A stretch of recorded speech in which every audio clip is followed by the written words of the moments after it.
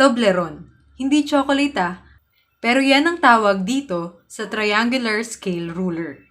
Ngayon, ito ang gagamitin natin para matuto kung paano bumasa at gumawa ng floor plans. Hey guys, it's me, DM. Kung bago ka sa channel ko, don't forget to hit the subscribe button and click the notification bell to notify whenever I post a new video. Going back, makikita natin sa gilid nitong Toblerone nakalagay ang mga scale. Merong 6 na scale. May 1:100, 1:125, 1:75, 1:20, 1:25, at 1:50. Pero bago itong scale ruler, kumuha muna tayo ng metro. Sumukat tayo ng kahit anong bagay sa ating paligid. Ang scale ng actual na sukat ng mga bagay na ito ay 1:1. Samantalang ang mga nasa ruler naman natin, tulad ng T-square at triangles ay 1:100. Meaning, yung 1 meter sa actual, ang equivalent nun ay 1 centimeter sa drawing. Ibig sabihin, mas maliit ng 100 times ang nasa drawing kaysa sa actual. Ganon din naman sa ibang scale na nabanggit natin kanina. So, pag 1:50, mas maliit ng 50 times ang nasa drawing. 1:25, mas maliit ng 25 times.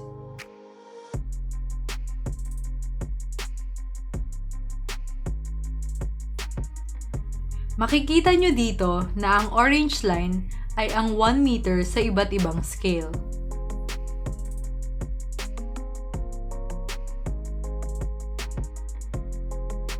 Kapag mas malayo o malaki ang number ng scale, mas maliit ang drawing tulad ng pag 1:100 or 1:200, 300, or 500.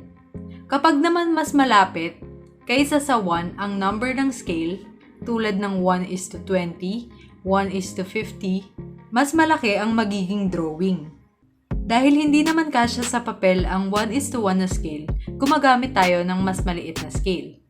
Typically, itong 1:100 ang ginagamit na scale sa mga floor plans dahil readable na siya.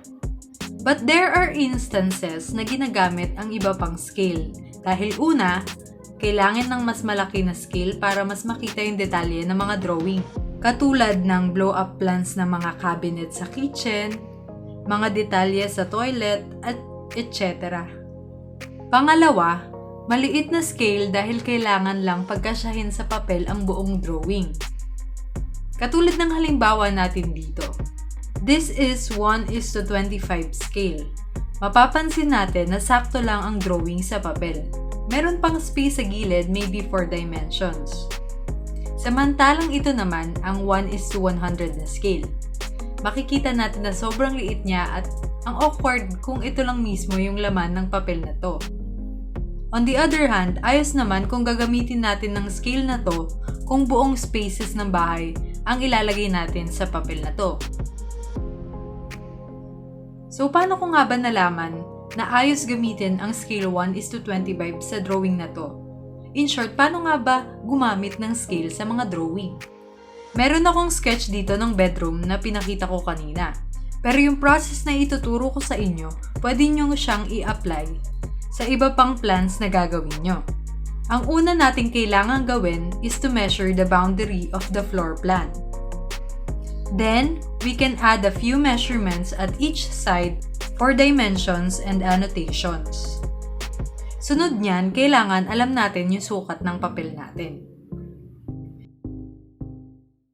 Ngayon naman, magde-decide na tayo which scale to use.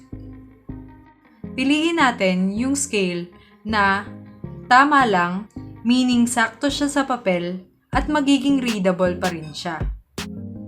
As you can see, tinry ko muna yung iba't ibang scale dito na kakasya yung boundary ng lot natin. Itong 1:20, masyadong malaki para sa papel na to. Itong 1:50 naman, maliit na masyado. Lalo na itong 1:100. So we will stick with 1:25 scale for this drawing. After that, start to measure the dimensions or yung boundary na nasukat natin kanina sa papel. Kailangan yung pagkakalagay ng floor plan is intentional at lahat minimeasured natin sa paper. Remember that the paper is your canvas. Kahit ilang drawing yung ilalagay mo sa papel, kailangan sukatin mo muna para equally spaced, visually appealing, and presentable yung drawing natin sa papel. Now, we can plot all the furnitures, walls, at materials sa loob ng floor plan.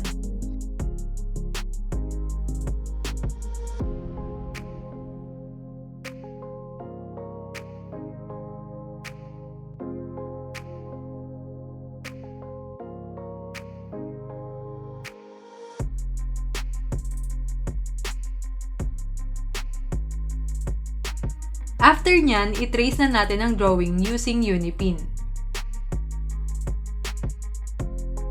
Sa susunod na video, I will teach you naman how you can use different line weights para mas maging presentable ang inyong drawing.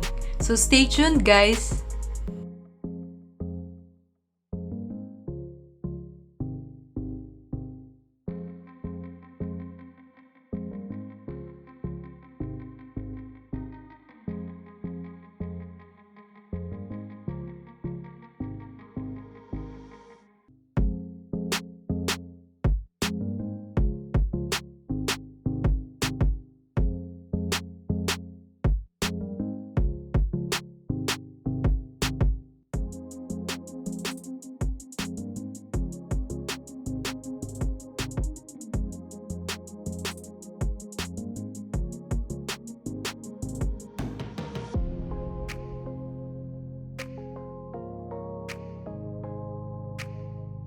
And that's how you read and use scale. At kung nagustuhan mo ang video na to, don't forget to like, comment, share, and subscribe to my channel. And follow me on my social media accounts. Thank you for watching!